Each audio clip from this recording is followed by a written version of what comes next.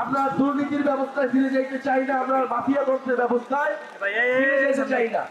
কেউ কেউ শুধু ক্ষমতা চাইছে, শুধু দ্রুত নির্বাচন চাইছে, সংস্কার তাদের কাছে গুরুত্বপূর্ণ মনে হয় নাই।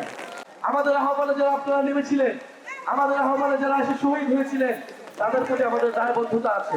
আজ থেকে ঠিক 1 বছর আগে বিশ্ববিদ্যালয়ের ছাত্ররা এই আন্দোলনের সূত্রপাত ঘটিয়েছিল। আমরা সেই সকল শহীদদেরকে আজকে শ্রদ্ধার সাথে স্মরণ করি। আমরা সেই সকল আহত যোদ্ধাদের যারা বুক চিতিয়ে লড়াই করেছিল তাদেরকে শ্রদ্ধার সাথে স্মরণ করি, শহীদদের আত্মার মাগফিরাত কামনা করি।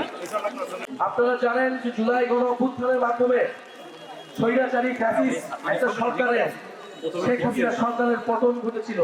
মানুষের উপর এমন কোনো নির্যাতন নাই যে এই সরকার করে নাই। গুম, খুন, নির্যাতন, দুর্নীতি, লুটপাট, ভোটাধিকার হরণ শুধু সরকার বা রাজনৈতিক দল নয়, মানুষের উপর নির্যাতন চালিয়েছে পুলিশ, আমলাতন্ত্র এবং সরকার রাষ্ট্রযন্ত্রের সকল বাহিনী। আপনারা জানেন যে গণ অভ্যুত্থানের পরে আমরা বলেছিলাম দেশের সংস্কার লাগবে, রাষ্ট্রের সংস্কার লাগবে।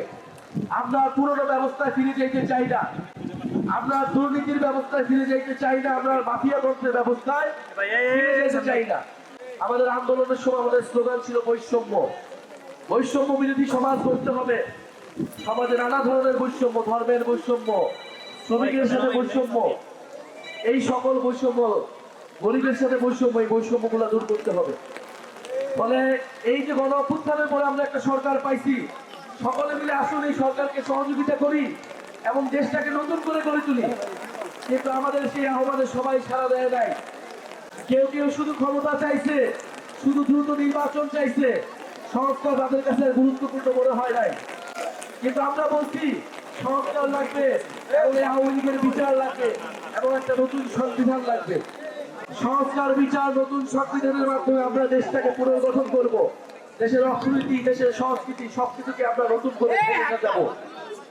দেশের সংস্কারের পক্ষে আজকে যদি কেউ না থাকে, আমরা যে তরুণরা রাজপথে নেমেছিলাম, আমাদের আহ্বানে যারা আপনারা নেমেছিলেন, আমাদের আহ্বানে যারা এসে শহীদ হয়েছিলেন, তাদের প্রতি আমাদের দায়বদ্ধতা আছে।